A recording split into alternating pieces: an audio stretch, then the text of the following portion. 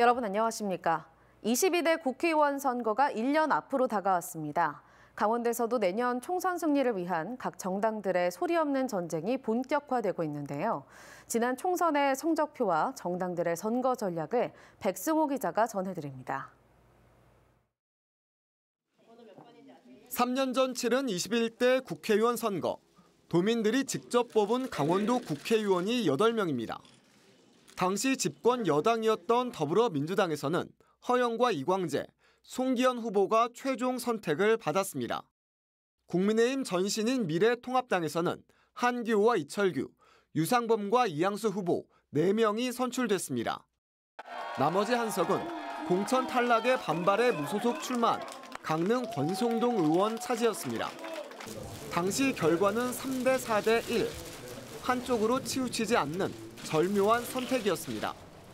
하지만 이후에 이광재 의원이 도지사 선거 출마로 내려놓은 자리를 국민의힘 박정아 의원이 차지했고, 앞서 권성동 의원도 국민의힘에 복당하면서 현재 6대2 구도가 만들어졌습니다.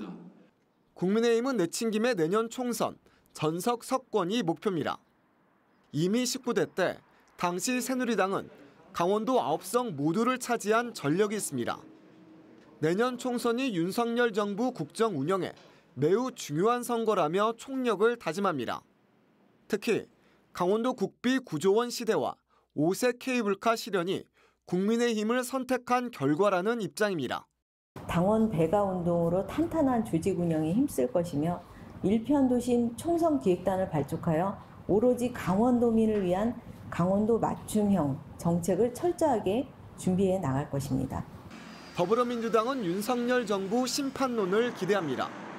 집권 3년 차에 치러지는 내년 선거가 중간평가 성격이 짙다며 지금까지 선거 흐름을 반전시킬 수 있다고 보고 있습니다. 여기에 위대한 강원도민 10만 인터뷰를 시작합니다.